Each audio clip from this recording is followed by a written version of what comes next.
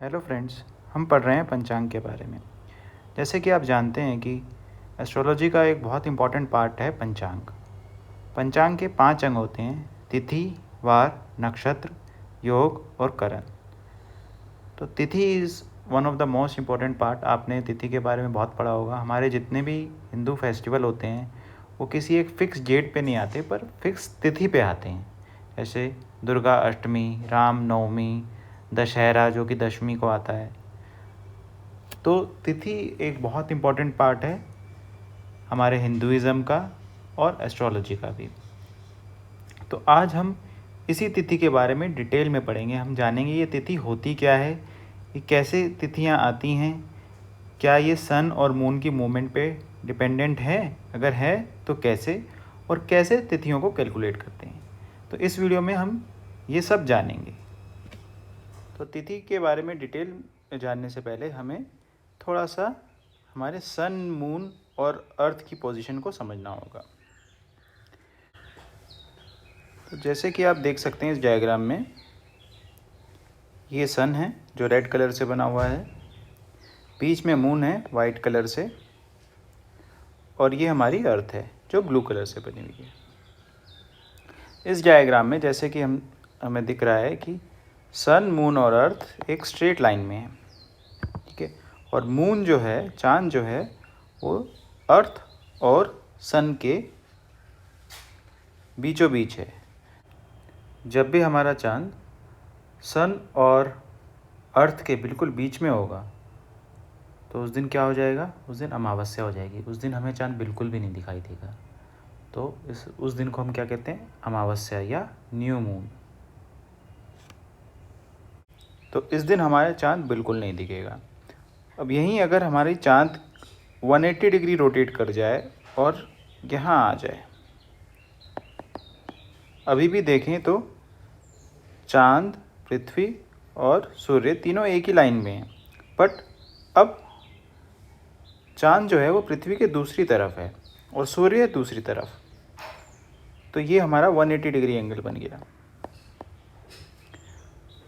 ऐसी कंडीशन जब होगी तो चांद हमें पूरा की पूरा दिखेगा और इसको हम कहेंगे फुल मून या फिर पूर्णिमा। हिंदी में पूर्णिमा या पूर्णमासी भी बोलते हैं, पूर्णिमा, और इंग्लिश में फुल मून। तो ये चांद 0 डिग्री से 180 डिग्री जाने में कितने दिन लेगा? ये लेगा 15 डेज। और इसी हिसाब से हमारी तिथियां डिवाइड होती हैं। अब 15 डेज लेगा 180 डिग्री जाने में, यानी एक दिन में कितनी डिग्री तय करेगा? 180 divided by 15 is equal to 12 degree. तो एक दिन में चांद जो है हमारा इस लाइन से, जो लाइन हमारी सन और अर्थ के बीच में बन रही है, उससे 12 डिग्री एक दिन में ट्रैवल करेगा। तो जब चांद हमारा 0 से 12 के बीच में होता है, मतलब 0 से 12 डिग्री की पोजीशन में बीच में होता है, तो इसको कहते हैं पहली तिथि या प्रतिपाद। इसको कहेंगे पहली तिथि, प्रथमा। जब 12 से 24 डिग्री के बीच में होगा, ये 12 डिग्री और ये टोटल हो जाएगा 24। तो 12 से 24 डिग्री के बीच में होगा तो ये वाला हमारा होगा द्वितीया, दूसरी तिथि। सिमिलरली 24 से 36 के बीच में होगा तो तृतीया, 36 से 48 के बीच में होगा तो चतुर्थी, ऐसी पंचमी, षष्ठी, और ऐसे करते करते हमारा जब 180 डिग्री पे पहुंच जाएगा तो ये हमारी पूर्णिमा आ जाएगी। उसको हम कहेंगे 15th तिथि हो जाएगी, एक तरीके से आ जाएगी पूर्णिमा। अब 180 डिग्री से दोबारा जब ये 12 डिग्री ट्रैवल करेगा तो वापस इसको फिर दोबारा हम प्रथमा, द्वितीया, तृतीया ऐसे गिनेंगे। और वापस जब हमारा अमावस्या पे आ जाएगा तो उसको हम 30 भी कह सकते हैं या 15 भी कह सकते हैं, 30th डेट भी गिन सकते हैं या 15। कई जगह उसको 30th गिना जाता है और कई जगह उसको 15th बोला जाता है। पर देखा जाए तो ये एक महीना, एक लूनर मंथ या फिर चंद्र मास, एक पूरा हो गया। ठीक है, तो इस तरह से हमारी तिथियां गिनी जाती हैं। तो पहली तिथि शुरू हुई हमारी अमावस्या के बाद से, फिर अमावस्या के बाद पहली, जैसे चांद 12 डिग्री क्रॉस किया फिर तो दूसरी, 24 डिग्री क्रॉस किया तो तीसरी तिथि शुरू हो गई। ऐसे करते करते जब वो पूर्णिमा पे पहुंचा तो 15वीं तिथि हो गई। पूर्णिमा के बाद फिर से पहली तिथि, दूसरी तिथि, तीसरी तिथि, चौथी तिथि, करते करते करते जैसे ही वो अमावस्या पे पहुंचा तो उसको हम कहेंगे 15वीं या 30वीं तिथि। जनरली 30वीं तिथि ज़्यादा एक्सेप्टेड माना जाता है। तो देखा जाए तो 1 से 14वीं तिथि पूरे मास में 2 बार आई और 15वीं तिथि और 30वीं तिथि एक एक बार आती है। इसलिए हम कहते हैं हमारे हिंदुओं में हिंदू तिथि के हिसाब से 16 तिथियां होती हैं, 16 तिथि, क्योंकि 1 से 14 तिथि 2 बार आ गई और 15वीं और 30वीं तिथि जो कि पूर्णिमा और अमावस्या है, ये एक एक बार आएगी। तो मैं आशा करता हूँ कि आपको तिथियों का बेसिक समझ में आ गया होगा कि कैसे हम तिथियां बदल रही हैं, चांद की मूवमेंट से कैसे कैसे तिथियां अफेक्ट हो रही हैं। ठीक है, तो अगर इतना समझ में आ गया है तो अब हम देखते हैं कि अगर हमें किसी भी दिन सन और मून की मूवमेंट पता हो तो हम कैसे उस दिन की तिथि निकाल सकते हैं। तो अगर हमें सन और मून की एग्जैक्ट लोकेशन पता हो तो हमें तिथि कैसे निकाल सकते हैं। आइए एक एग्जांपल सॉल्व करके बताते हैं। मान लीजिए आज कोई भी तारीख है और आप जानना चाहते हैं कि आज की तिथि अभी क्या तिथि चल रही है। कई बार काफ़ी कन्फ्यूजन हो जाता है, द्वितीया है कि तृतीया है, कोई कुछ कहता है कोई कुछ कहता है। तो सबसे सिंपल तरीका है, आप इंटरनेट से या किसी कोई भी रिलायबल सोर्सेज से अगर आप एस्ट्रोलॉजी पढ़ते हैं तो एफेमेरीज करके एक बुक आती है, हर एक एस्ट्रोलॉजर के पास एफेमेरीज होनी ही चाहिए। तो उसमें मून्स लॉन्गिट्यूड और सन्स लॉन्गिट्यूड आपको साफ साफ दिया होगा उस दिन का, तो वो वहाँ से आप रीड कर लें। फॉर एग्जांपल ये एक एग्जांपल लिया गया है, इसमें मून्स लॉन्गिट्यूड दिया हुआ था 1S 27 डिग्री 17 मिनट 37 सेकेंड्स। ये S का मतलब होता है साइन, मतलब पहला साइन, पहली राशि क्रॉस हो चुकी है। एक साइन होता है 30 डिग्री का, तो इसको हम अगर हम डिग्रीज में कन्वर्ट करें तो इसको सीधा सीधा ऐसे भी लिख सकते हैं 30 degree plus 27 degree, 30 degree plus 27 degree और 17 मिनट्स। यहाँ मैंने सेकंड्स को इग्नोर कर दिया है। अगर हम एस्ट्रोलॉजी में अगर हिंदी में बोलें तो ये हो गया पहली राशि 27 डिग्री 17 कला और 37 विकला, कला और विकला बोलते हैं, और इसको हम इंग्लिश में मिनट्स और सेकंड भी बोलते हैं। तो इस कैलकुलेशन को थोड़ा आसान करने के लिए मैंने सेकंड्स को निगलेक्ट कर लिया है और मैं सिर्फ मिनट्स तक ये काउंटिंग ले रहा हूँ, मिनट्स तक ही गिन रहा हूँ। तो इसको मैंने, क्योंकि ये साइन में लिया हुआ है, राशि में लिया गया है, इसको मैंने डिग्री में कन्वर्ट कर लिया। तो ये हो गया 30 डिग्री, क्योंकि एक साइन है तो 30 डिग्री प्लस 27 डिग्री यानी 57 डिग्री 17 मिनट्स। तो मून की पोजीशन क्या हो गई 57 डिग्री 17 मिनट्स। सिमिलरली सन का लॉन्गिट्यूड हम देखेंगे। सन का लॉन्गिट्यूड दिया हुआ है 0 साइन 5 डिग्री 45 मिनट्स 38 सेकेंड्स। ठीक है, तो 0 साइन मीन्स अभी कोई भी, मतलब हमें कोई भी डिग्री ऐड करने की यहाँ पे ज़रूरत नहीं है, सीधा 5 डिग्री 45 मिनट्स अगर हम 38 सेकेंड्स को इग्नोर करते हैं। तो ये हो गई सन की पोजीशन, ये हो गई हमारी मून की पोजीशन। अब तिथि कैसे निकालेंगे? The formula to find out tithi is moon's longitude minus sun's longitude divided by 12। अब moon's longitude, moon's position minus sun's position, sun's longitude divided by 12। अब डिवाइडेड बाय 12 क्यों कर रहे हैं ये हम अभी समझेंगे।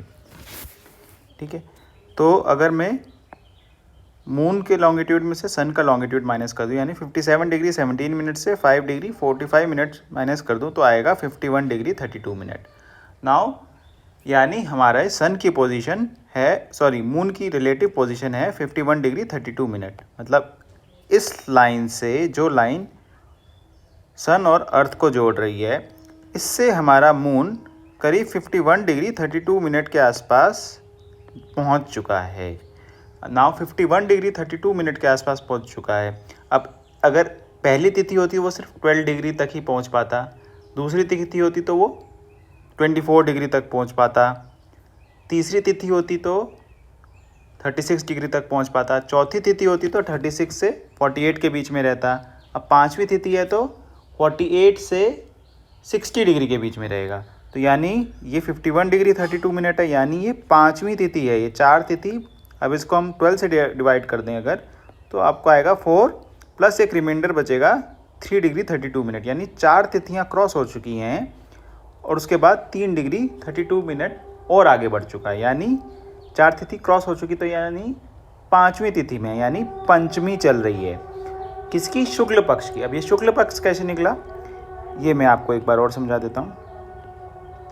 जब चांद हमारा अमावस्या से पूर्णिमा की तरफ जाता है, यानी जब चांद हमारा बढ़ रहा होता है, यानी फर्स्ट 0 से 180 डिग्री तक जा रहा होता है, तो इसे कहते हैं हम शुक्ल पक्ष। और जब चांद हमारा घट रहा होता है, यानी पूर्णिमा से घटता घटता अमावस्या की तरफ जा रहा होता है, उसे कहते हैं कृष्ण पक्ष।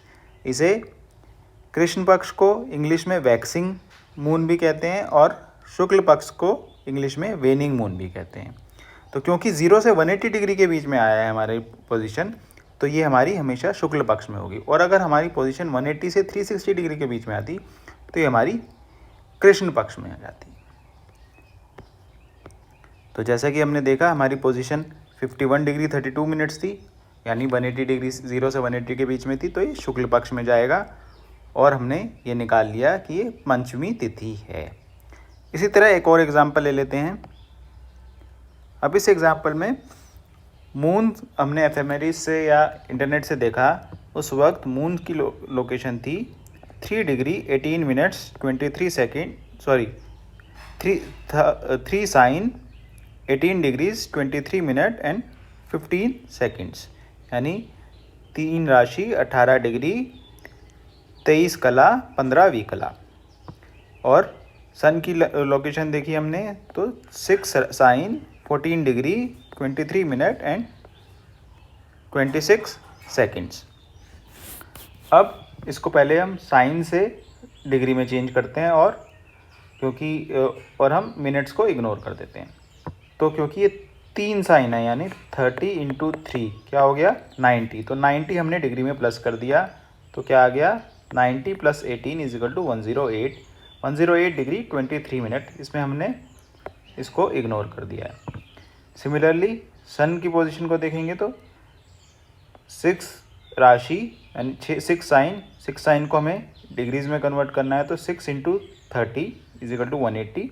सो 180 डिग्री + 14 डिग्री क्या हो गया 194 डिग्री। 194 degree 23 minute. अगेन इसमें हमने सेकंड्स को इग्नोर कर दिया। अब हमारी लोकेशन आ गई, मून की लोकेशन आ गई 108 डिग्री 23 मिनट्स और सन की लोकेशन आ गई 194 डिग्री 23 मिनट। अब हमें क्या करना है, हमें मून की लोकेशन में से सन की लोकेशन को माइनस करना है। पर अगर हम ऐसा करेंगे तो देखेंगे कि मून की लोकेशन कम है, मतलब अगर मून का जो एंगल है, लैटीट्यूड की वैल्यू है, जो मैग्नीट्यूड है, ये कम है और सन का ज़्यादा है। तो इसको आसान करने के लिए हम सिंपल क्या कर सकते हैं, अगर हम इसमें ये देखिए, अगर कोई भी पोजीशन में अगर 360 डिग्री ऐड कर दें, 360 डिग्री हम ऐड कर दें तो ये वापस वहीं पोजीशन में आ जाएगा। तो हम 360 डिग्री ऐड कर सकते हैं, इसमें हमारा इससे कोई भी फ़र्क नहीं पड़ेगा, बट हमारी कैलकुलेशन आसान हो जाएगी।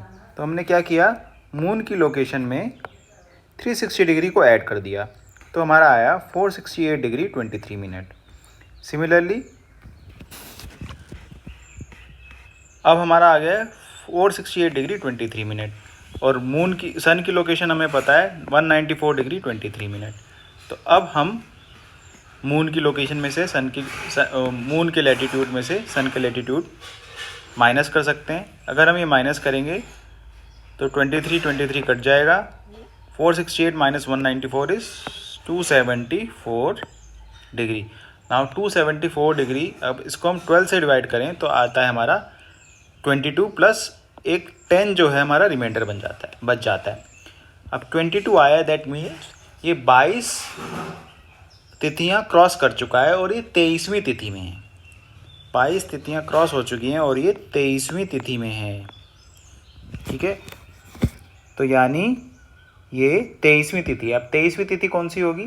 23वीं तिथि होगी 15 + 8 यानी कृष्ण पक्ष की अष्टमी। 15 + 8 मतलब 15 तारीख, इसमें से 15 तिथि माइनस कर देंगे तो 8 बचेगा, तो यानी ये हो गई हमारी कृष्ण पक्ष की अष्टमी।